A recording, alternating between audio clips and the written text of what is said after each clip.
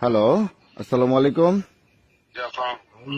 জি, জি, আমি বঙ্গবন্ধু গেরিলা বাহিনীর প্রধান বলছিলাম। বঙ্গবন্ধু গেরিলা বাহিনীর প্রধান বলছিলাম। বঙ্গবন্ধু গেরিলা বাহিনীর প্রধান বলছিলাম আমি। আচ্ছা, জি বলেন। জি, ভিডিও ফুটেজে দেখা যাচ্ছে আপনি একটা ছেলেকে গুলি করেছেন, আমাদের এক সহযোদ্ধা ভাইকে। আচ্ছা, আপনাকে সরকার নির্দেশনা দিয়েছিল গুলি করার জন্য ওকে ব্যক্তিগতভাবে? আপনি কথাগুলো বলে শেষ করেন, তারপর আমি বলবো। আমার কথাটা সুন্দরভাবে শুনবেন। দ্বিতীয়ত হচ্ছে আপনি যেভাবে ওকে থাপড়াইতে থাপড়াইতে আপনার ফোর্স সহ যেভাবে নিচ্ছিলেন, একটা কথা মনে রাখবেন, এটা গোপালগঞ্জ। আপনাদের শত শত সহযোদ্ধাদেরকে মারছে, আপনারা কেউ প্রতিবাদ করেন নাই। আপনাদেরকে যেভাবে গণহত্যা করেছে এই জামাত শিবির, এই রাজাকারের বাচ্চাগুলা, আপনারা কোনো 10 জন পুলিশ একসাথে হয়ে প্রতিবাদ করেন নাই যে কেন আমাদের সহযোদ্ধাদেরকে মারা হয়েছে। অর্থাৎ বঙ্গবন্ধু গেরিলা বাহিনী 71-এর চেতনায় নতুন করে গঠন করা হয়েছে মাননীয় প্রধানমন্ত্রীর নির্দেশনা অনুযায়ী। আমরা শুধুমাত্র নেত্রীর নির্দেশনার জন্য অপেক্ষা করছিলাম। এখন আমাদের দেওয়ালে পিঠ থেকে গেছে। আপনারা যারা প্রশাসনে যারা আছেন, আমি মনে করি হিজলা হিসেবে এরা আছেন। কেন আছেন? এত অন্যায়, এত অবিচার, মবের শিকার কোনোদিন বাংলাদেশের ইতিহাসে হয় নাই 71-এ ছাড়া। ঠিক 71-এর পুনরাবৃত্তি এখন হচ্ছে। অর্থাৎ আমাদের এই গেরিলা বাহিনীর যে আপনারা যাদেরকে ধরেছেন এই পর্যন্ত, এবং থানার ভিতর নিয়ে আপনারা যেভাবে পায়ের তারাই পিটাইতেছেন, গণহারে মামলা দিচ্ছেন, এটা তীব্র প্রতিবাদ ও নিন্দা জানাচ্ছি। এবং সবারই তো ফ্যামিলি আছে, ইনশাল্লাহ এটার প্রতিফলন খুব দ্রুত সময় দেখতে পারবেন। শেষ হয়েছে আপনি বলান? জি, বলুন আপনি। হ্যাঁ, বিষয় হলো আপনারা যে ছবিটা দেখে যে আমাকে বিভিন্ন লোক, প্রায় 3-4 হাজার লোক আমাকে ফোন দিয়েছে। আগে আপনি যদি বঙ্গবন্ধু গেরিলা বাহিনীর প্রধান হয়ে থাকেন, তাহলে আলহামদুলিল্লাহ আপনি একটা লিডারশিপে আছেন, অনেক বড় মাপের একজন। আমি আপনাকে অনুরোধ করব যে ছবিটা দেখে আপনারা সিলেটেছেন, ওই ছবিটার 2টা ছবি একটু পাশাপাশি নিয়ে তারপর একটা মিলাবেন। যে আমার ছবিটা ওখানে যেভাবে পেস্ট করা হয়েছে, আর যে অফিসারটা ওখানে দেখলেন যে টেনে নিয়ে যাচ্ছে, তার কাঁধে দেখবেন যে 2টা স্টার আছে, 2টা স্টার। আর আমি এজ এ ওসি হিসেবে আমার কাঁধে দেখবেন একটা পিপস বা বল্টু বলি আমরা, একটা বল্টু আছে। এটা হচ্ছে আমি কোরালীপাড়া থানার ওসি। ওই দিন আমার থানাতেও কম বেশি ঝামেলা হয়েছে। সেই ঝামেলা মিটাতে যে বা সেই ঝামেলাকে সামাল দিতে যে আমি অনেকটাই হিমশিমে ছিলাম। যে কারণে, আর যে ঘটনার কথা বলতেছেন, এই ঘটনাটা হচ্ছে গোপালগঞ্জ সদর থানায়, আর আমি হচ্ছে কোটালীপাড়া থানায়। আমার থানার এখান থেকে ওই জায়গার দূরত্ব হচ্ছে 26 কিলোমিটার।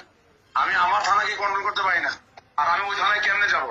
তারপরে আর একটা বিষয় হচ্ছে যে থানার একজন ওসি, যারা ওসি হিসেবে থাকে, তারা কখনই অন্য কোনো থানায় ভাড়াটিয়া হিসেবে ডিউটিতে যান না।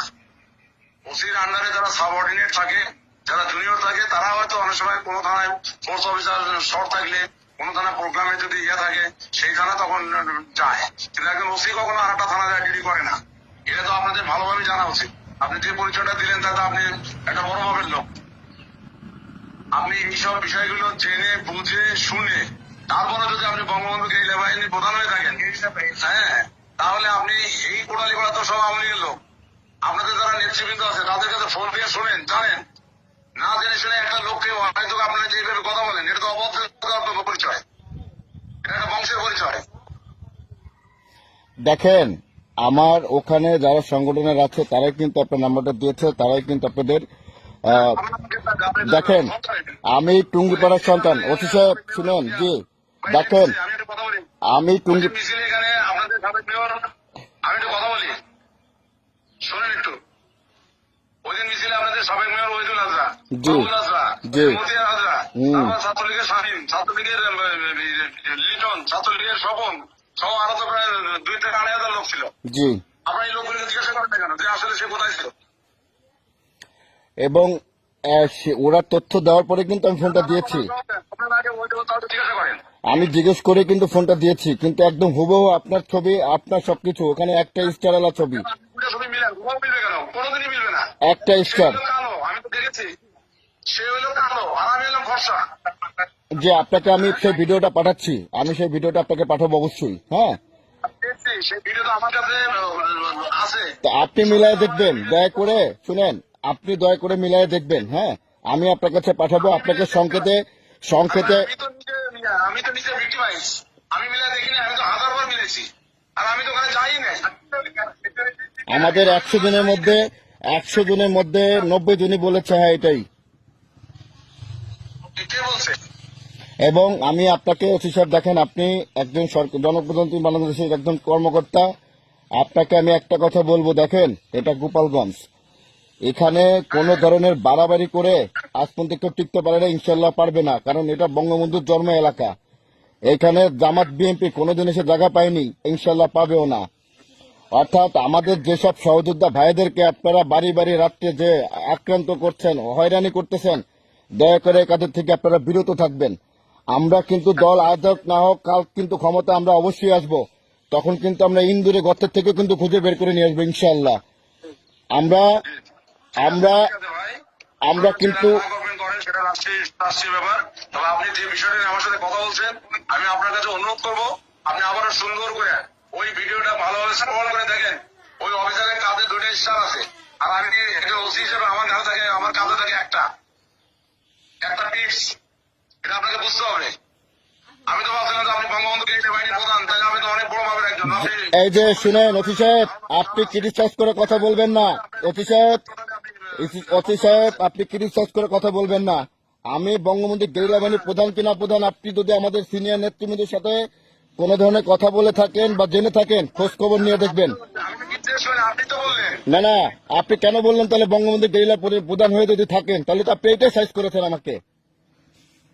আপনি জানেন আমি সারা বাংলাদেশে, শুনেন অতি সাহেব, সারা বাংলাদেশে গেরিলার কমিটি করা আছে।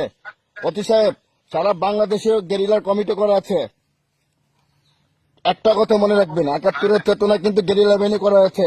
আমরা কিন্তু পুনরায় স্বাধীনতা ফিরিয়ে আনবো, এই রাজাকারকে মুক্ত করে ছাড়বো।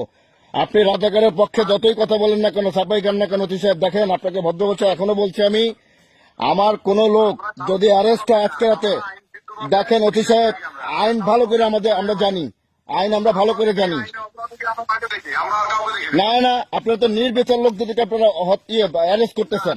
এটা ভুল কথা ভাই। দেখেন সবার কিন্তু ফ্যামিলি আছে।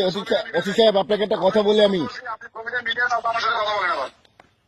সবার কিন্তু ফ্যামিলি আছে ওসি সাহেব, সবার কিন্তু ফ্যামিলি আছে, এটা মাথায় রাখবেন। ঠিক আছে। হ্যাঁ, মিলে দেখেন আপনি ছবি।